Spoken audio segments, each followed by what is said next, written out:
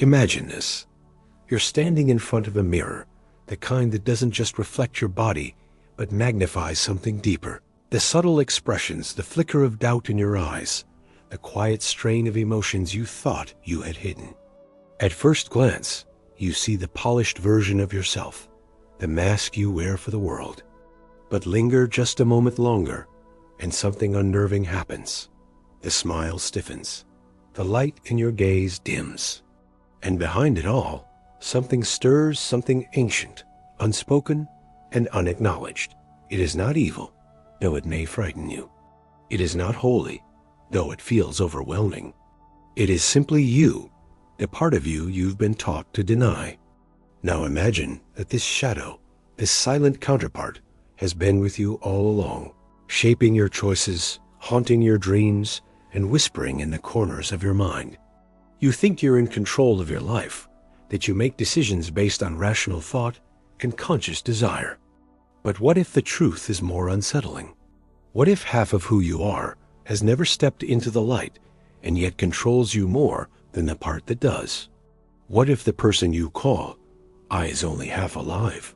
We live in a world that teaches us to curate ourselves, to become a highlight reel of virtues, strengths, and likable qualities. Anger is disguised as composure. Envy is dressed up as ambition. Fear is painted over with confidence. From childhood, we are told to be good, to be nice, to be strong, to be dependable. And all the while, the parts of us that don't fit into that glossy portrait are pushed underground, into the basement of the psyche. But here is the paradox. What is hidden doesn't disappear. It festers, it mutates. And one day, when you least expect it, it bursts forth. Why do we sabotage the very relationships we claim to cherish? Why do people who appear perfectly balanced unravel in moments of crisis? Why do dreams carry symbols darker and stranger than the stories we tell ourselves while awake? Could it be that the enemy we're fighting is not outside, but within the self we buried alive? Carl Jung once suggested that the shadow is not some demonic force to be eradicated, but the unacknowledged twin of our consciousness, the other half of our soul's equation. To deny it is to remain incomplete. To embrace it is to risk everything you thought you knew about yourself. And perhaps that is why most people never dare. Because what if, by acknowledging the shadow, you discover you are not the saint you thought you were? What if you uncover the raw hunger, the cruelty, the jealousy, the lust, all the things you swore belonged only to others? But here's the deeper question, the one that gnaws quietly beneath all others. If you reject your shadow, are you truly rejecting the worst in you, or are you also rejecting the very roots of your vitality, your creativity, your capacity to love? Imagine for a moment that the qualities you most fear, your aggression, your selfishness, your despair, were not mistakes of your being, but necessary elements of your wholeness. Imagine that by cutting them off, you have severed yourself from your own power. Could it be that the very traits you've hidden in shame are also the keys to your liberation? And if that's true, then the entire foundation of how we are taught to live is inverted. Morality, society, religion, all the structures that reward suppression might not be protecting us, but imprisoning us. So here you are, standing at the threshold of a great and terrible realization, that your life has not been lived in harmony, but in exile, that your shadow has walked beside you, shaping your fate in silence, that the self you present to the world is only half of who you are, and the other half has been watching, waiting, demanding to be seen. Do you dare meet its eyes? This is the beginning of the dance light and shadow circling one another, lovers and enemies at once, each incomplete without the other. To step onto this floor is to risk dissolution of the self you thought you were, but it is also to open the door to something greater, something terrifyingly alive, the possibility of becoming whole. And so the great question emerges, sharp and unavoidable. Will you continue to live as half a person, bound by denial? Or will you confront the shadow and embrace your dual nature, no matter what it reveals? The choice cannot be delayed forever. The longer you wait, the more the shadow dictates from the dark, and eventually, silence becomes surrender. But before we can speak of answers, we must dig deeper. To understand the problem, we must first unearth its roots, the psychological, philosophical, and cultural forces that taught us to divide ourselves in the first place. Why do we fracture ourselves? Why, from childhood onward, are we encouraged to sever light from dark, strength from weakness, love from rage, as if our inner lives were cleanly divisible? The answer is not simple. It is tangled in psychology, philosophy, and the deep architecture of culture itself. To confront it, we must descend into the caverns where our ideas of selfhood were forged. The psychological roots. Jung and the shadow Carl Jung recognized that human beings cannot bear the full weight of themselves. We learn early on to wear masks, what he called the persona, the acceptable face we present to the world. The persona is not inherently false, but it is partial. It is crafted to gain approval, to survive in society. Yet what does not fit the mask, the unacceptable feelings, urges, fears, slips into the unconscious. This hidden reservoir is the shadow. The irony is that the more we repress, the more the shadow swells in power. It does not vanish. It waits. The well-adjusted man, who prides himself on self-control, suddenly erupts in violence. The devoted parent secretly resents the very children they nurture. The ambitious worker who appears tireless collapses in depression. These eruptions are not accidents. They are the shadow demanding recognition. Jung insisted that wholeness is impossible without shadow integration. To refuse it is to live in perpetual conflict, forever haunted by the disowned self. Yet modern society, obsessed with image and productivity, teaches us not to reconcile with the shadow, but to bury it deeper, layering denial upon denial. Nietzsche. The will denied Friedrich Nietzsche, long before Jung, saw a similar tragedy unfolding. He warned of the dangers of moral systems that vilify instinct, passion, and vitality. Christianity, in his eyes, had cultivated a morality of weakness, what he called slave morality, where humility, meekness, and denial were exalted, while power, desire, and strength were condemned. But what happens when strength is condemned? It does not vanish, it curdles. The will to power, denied its rightful expression, manifests in resentment, envy, and cruelty disguised as virtue. This is Nietzsche's unsettling insight, that what we call goodness is often just shadow in disguise, instinct turned against itself. What Jung later named the shadow, Nietzsche had already diagnosed as the sickness of a humanity that cannot bear its own instincts. Instead of embracing its dual nature, it invents morality as a cage. Schopenhauer and the tyranny of desire. Arthur Schopenhauer, with his grim philosophy of the will, traced suffering to a different source, our endless blind striving. For him, life is driven by an insatiable will desire that never rests. We deny this truth by clinging to illusions of rational control, imagining ourselves as autonomous agents rather than prisoners of will. But repression cannot end the will. It only disfigures it. When you deny your rage, it becomes passive aggression. When you deny your lust, it turns to obsession. When you deny your envy, it poisons your capacity to connect with others. Schopenhauer's pessimism unveils a stark truth. Suppression is not salvation. It is suffering multiplied. Sartre and the bad faith of self-denial. Jean-Paul Sartre sharpened this blade further with his concept of bad faith. To live in bad faith is to lie to yourself, to deny the truths of your own existence in order to fit the role society prescribes. The waiter who convinces himself he is only a waiter, the spouse who convinces herself she is only a mother, the worker who convinces himself he is only his job title. Each performs a mask while repressing the uncontainable freedom underneath. But bad faith is not merely social conformity. It is shadow denial. We disown the aspects of ourselves that do not fit the role. And in doing so, we live as caricatures, not humans. Sartre's existentialism insists that freedom cannot flourish under self-deception.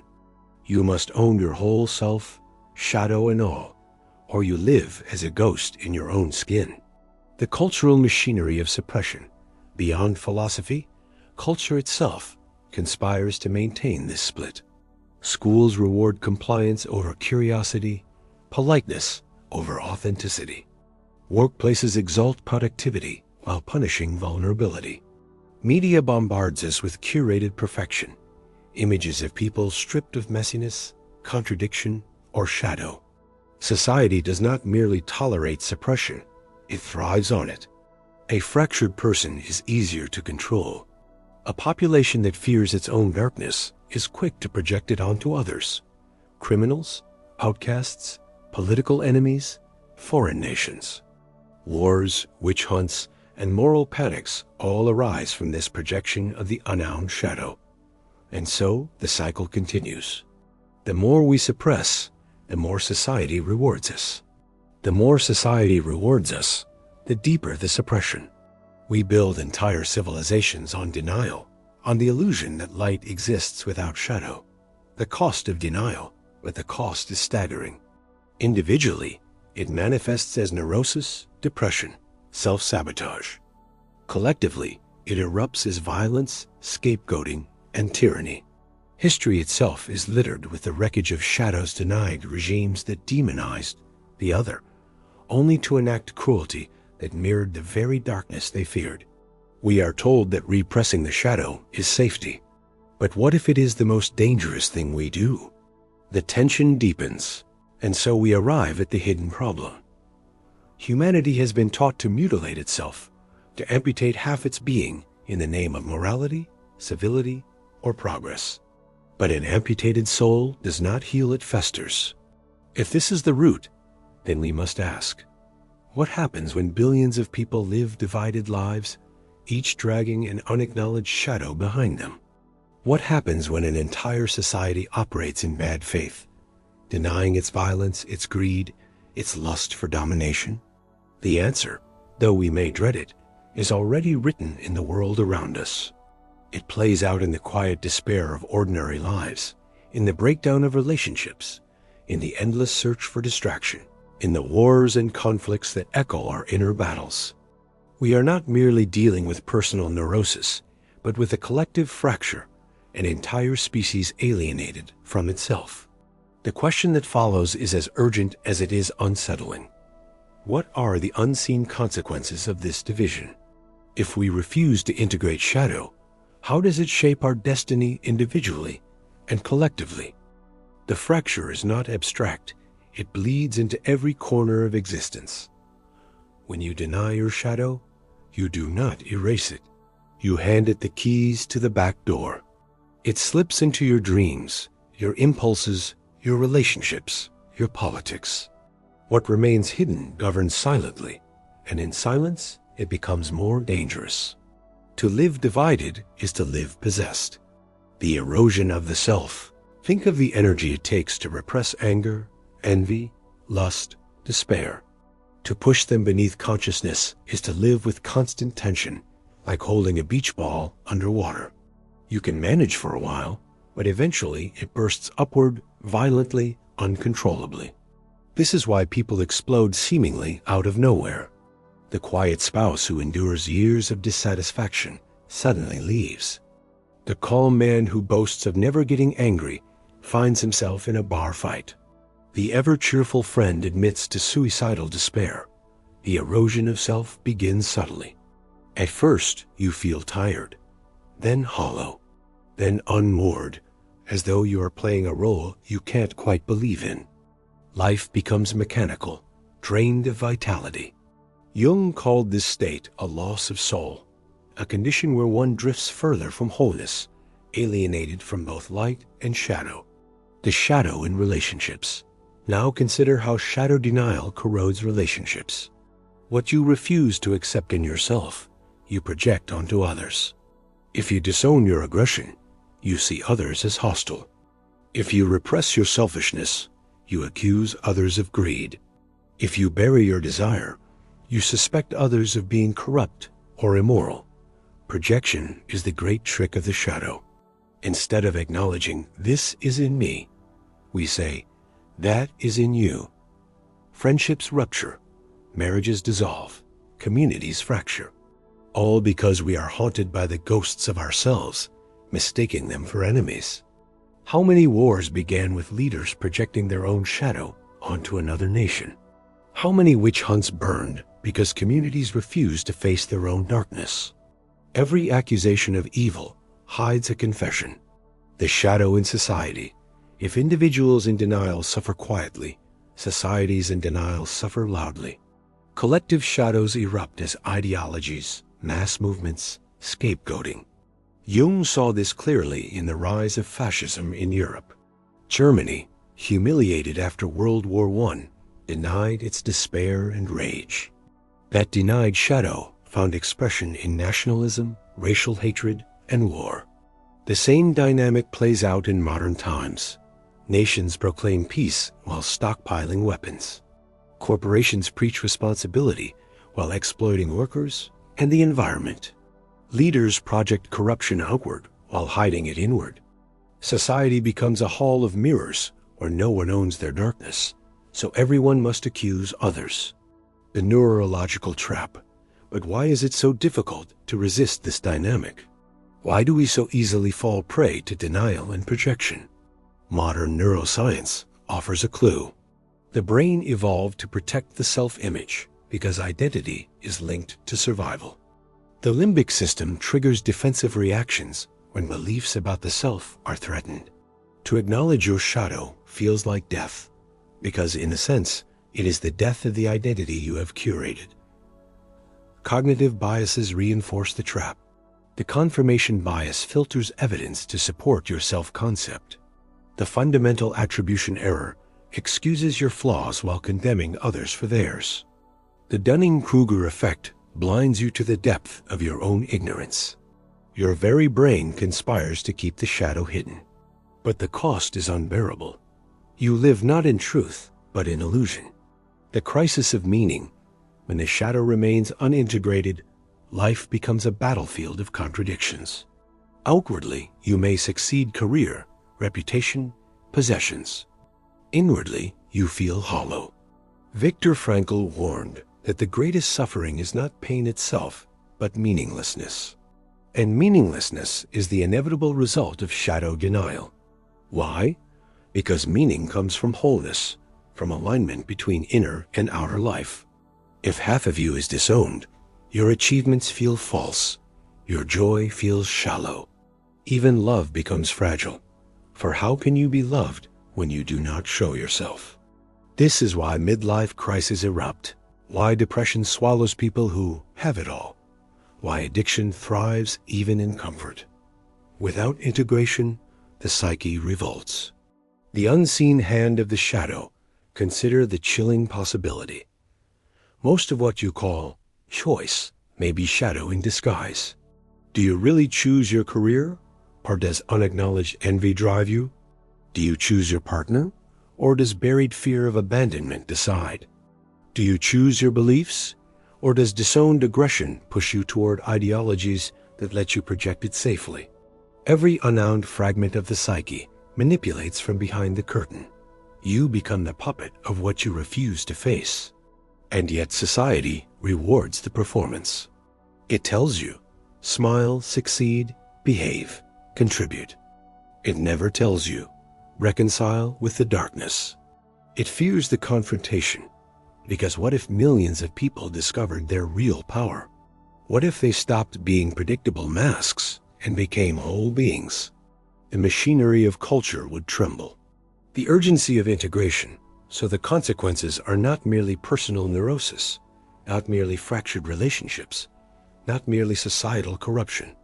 The consequence is that we live as half-alive creatures in a half-alive world. The consequence is the slow erosion of authenticity, the slow decay of meaning, the endless repetition of history's darkest chapters. You may ignore the shadow, but it will not ignore you. It is in your choices, your loves, your fears. It is in your nation's politics, your culture's obsessions, your civilization's violence. It waits in dreams, in breakdowns, in crises. The truth is stark. You are already in relationship with your shadow. The question is only whether you will engage consciously or continue to be ruled unconsciously. And here lies the haunting realization. The trap has been set by forces inside and outside you, reinforced by psychology, philosophy, culture, and biology. Escaping it will not be easy. It requires nothing less than rebellion. A rebellion not against society alone, but against the false self you've been living. A rebellion against denial, against bad faith, against the illusion of perfection. The question is no longer, what are the consequences of repression? You've seen them. You've felt them. The question now is, how do you break free? Rebellion begins not with fists raised against the world, but with the quiet, trembling act of turning inward. To face the shadow is the most radical revolution you will ever undertake. It does not topple governments, it does not storm citadels, but it collapses the false monarchy within the tyranny of the mask you thought was you. The first step, stop pretending. The rebellion starts with brutal honesty. Stop pretending you are only your virtues. Stop rehearsing the lie that you are always kind, always strong, always moral. You are also cruel, fragile, selfish, envious, lustful. To deny this is to amputate yourself. To acknowledge it is to reclaim lost territory. Carl Jung warned that the most terrifying thing is to accept oneself completely. Terrifying, because it demolishes the foundation of your social persona. But here lies the paradox. Once the lie falls, the truth brings freedom. Meeting the shadow in dreams and symbols, the unconscious speaks in symbols, in images that bypass rational denial.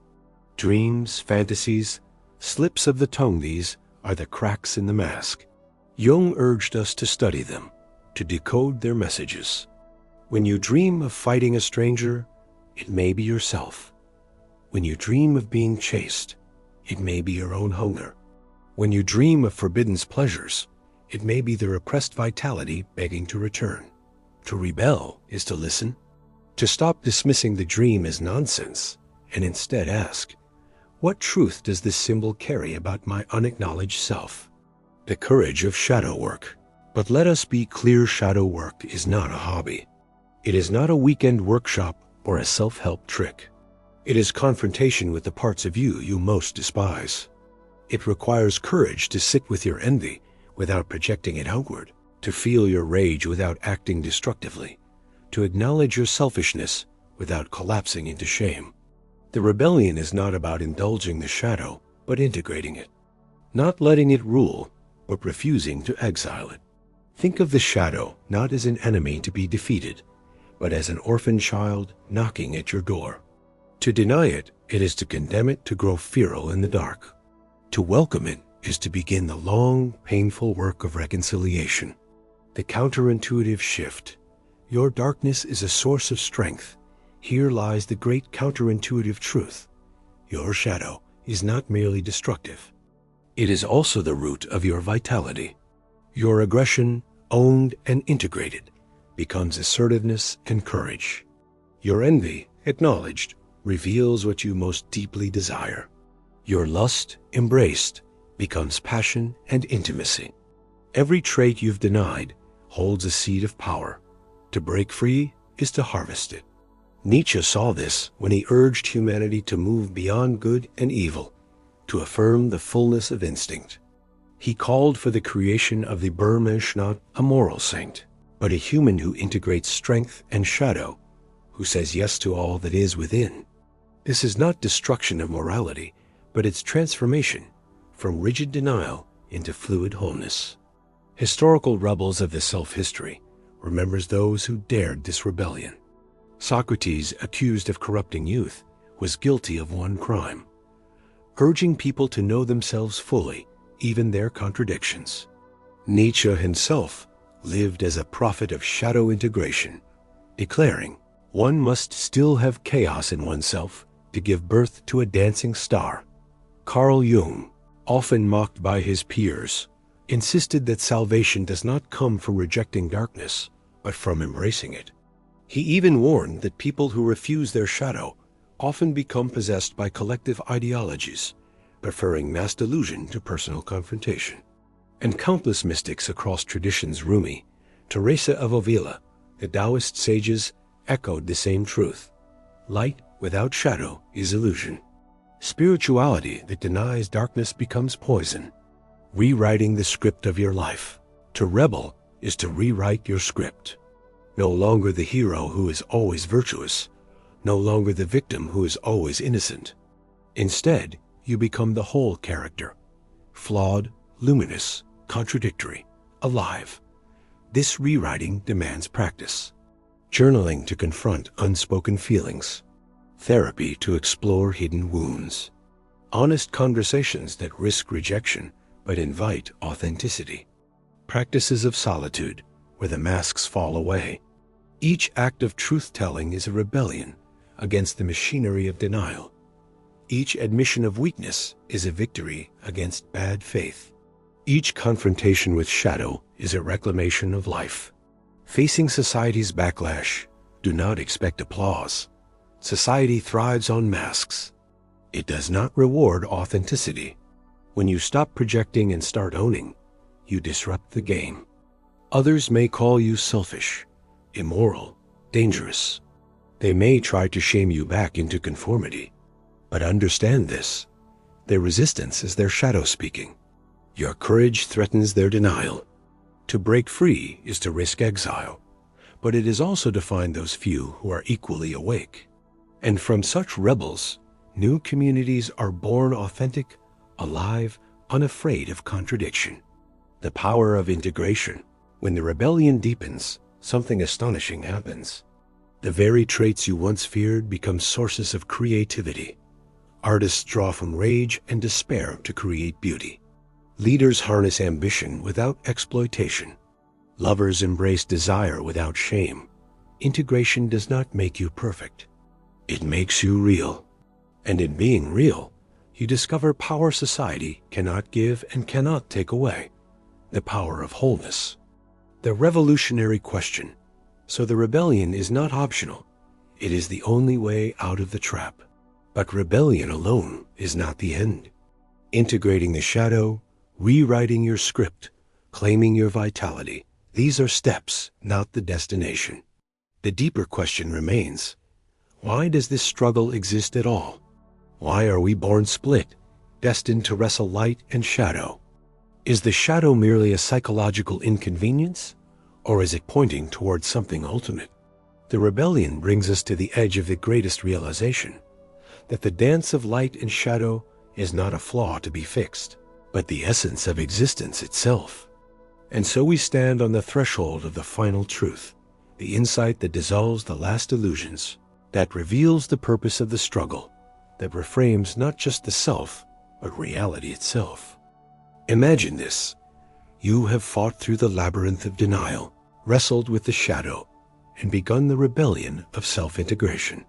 You have seen your darkness, not as a curse, but as part of your being. And yet, the question lingers like a storm on the horizon. Why must it be this way? Why are we born split, condemned to wrestle with ourselves? Why can't we simply be pure light, unburdened by shadow? Here lies the ultimate paradox, the truth both liberating and unbearable. The shadow is not an error in your design. It is the design. Wholeness requires opposition. Think of music. A melody without silence is noise. Think of painting. Light without shadow is blindness. Think of life itself. Growth without decay is impossible. Everything that exists flourishes because of contrast. Wholeness is born from tension, not purity. So too with the psyche. Without shadow, your virtues collapse into caricatures. Kindness without the possibility of cruelty becomes weakness. Courage without the presence of fear becomes recklessness. Love without the acknowledgement of desire becomes hollow. Your shadow is not the enemy of your light, but its partner in dance. To deny it is to kill the music of your being. To embrace it is to hear the full symphony. The alchemy of the soul. Carl Jung described individuation, the process of becoming whole, as an alchemical transformation. The shadow is the prima materia, the raw, chaotic substance that must be confronted and transmuted. Gold is not found in clean soil. It is mined from the depths, wrested from stone and darkness. So too with you. Your greatness, your creativity, your vitality, they emerge not despite your darkness, but through it. The shadow is not the prison. It is the crucible. This is why the greatest art is born from suffering, why wisdom so often follows despair, why love deepens after heartbreak. The shadow wounds you, but in the wounding, it awakens you. The illusion of purity. The ultimate truth also unmasks society's greatest illusion, the fantasy of purity. Cultures build religions, ideologies, and moral codes around the dream of eradicating shadow. Be good, be righteous, be pure. But purity is sterile. It is the dream of a desert, not a forest. History shows the danger. Movements that seek to purge darkness always end in destruction. Inquisitions, genocides, tyrannies. The attempt to erase shadow only projects it onto scapegoats. They are evil, we are good, and so the cycle of violence repeats. To seek purity is to deny humanity. To embrace duality is to finally live. Light and shadow as cosmic rhythm. Perhaps this struggle is not only psychological but cosmic. Look at the universe. Stars are born in collapsing darkness. Life flourishes because death recycles matter. Creation and destruction, light and shadow, are woven into the fabric of existence. What if your inner struggle mirrors the cosmos itself? What if your shadow is not just personal baggage, but your participation in the eternal rhythm of creation? To embrace your dual nature is not only to heal yourself, but to align with the very pulse of reality, the freedom of acceptance. And so comes the most powerful realization. You are not meant to conquer your shadow, nor to eradicate it. You are meant to dance with it. This is freedom, not the shallow freedom of doing whatever you want, but the profound freedom of no longer running from yourself. The freedom to feel rage cannot be destroyed by it. The freedom to feel envy and let it teach you your desires. The freedom to hold darkness in one hand and light in the other, and call both. When you accept this, you no longer live as a divided soul. You no longer need to project evil outward, no longer need to despise yourself inward. You live whole, contradictory, radiant. The call to transformation. But let us be clear, this realization is not comfortable. To embrace duality is to abandon illusions of simplicity. It is to live in tension, to balance contradictions, to carry both joy and sorrow without escape. Many will prefer the comfort of denial, the safety of masks. Yet for those who dare, the reward is immense. You begin to feel life as it truly is, raw, chaotic, luminous. You discover vitality that denial could never offer. You become, in Jung's words, individuated, a whole being, no longer a fragment. And in your wholeness, you offer something rare to the world, presence.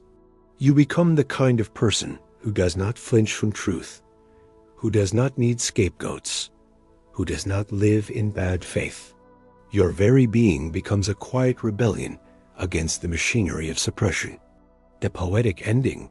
So now the dance reveals itself. Light and shadow, circling endlessly, not enemies, but lovers. Your shadow is not the monster in the basement. It is the forgotten twin, waiting for recognition. Your light is not the victor of the battle. It is the partner in the embrace. You are both. You have always been both. Imagine walking into tomorrow with this truth alive in you, no longer fleeing from your flaws, no longer enslaved by your denials. Imagine looking into the mirror and seeing not a fractured self, but a complete one, radiant and dark, broken and whole, saint and sinner, all at once. Would that not be the beginning of real freedom? The world does not need more people chasing illusions of purity.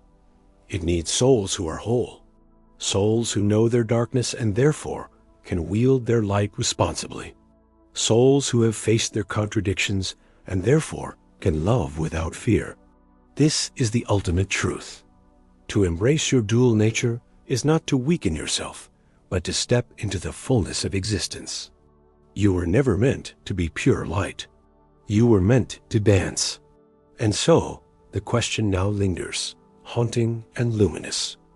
Will you keep hiding in the comfort of half-life, or will you step into the great dance where light and shadow move as one? The choice has always been yours.